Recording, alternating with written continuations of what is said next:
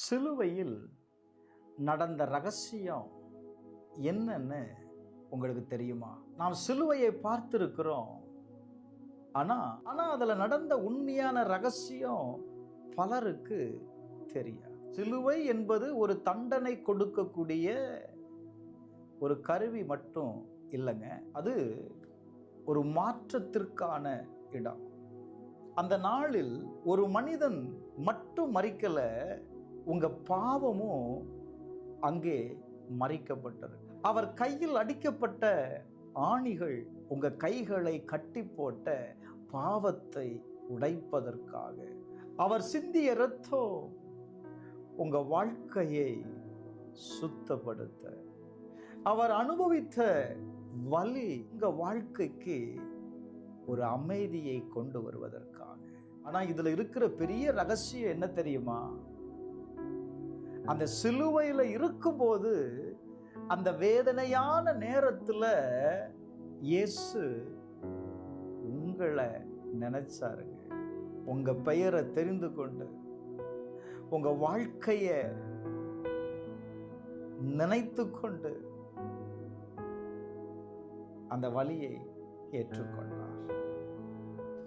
இன்றைக்கு நீங்க அனுபவிக்கிற எல்லா வேதனைகளையும் எல்லா வலிகளையும் அவர் அன்றைக்கே ஏற்றுக்கொண்டார். எதற்காக?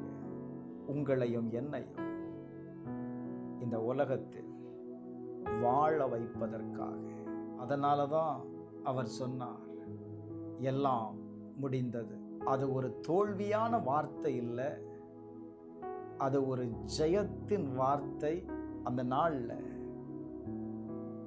உங்க பாவம் தோற்றது, மரணம் தோற்றது, சாத்தான் தோற்றான், நீங்கள் ஜெயித்தீர்கள். நீங்க இன்றைக்கு எந்த நிலையில இருந்தாலும் இந்த சிலுவை உங்களுக்காகத்தான்.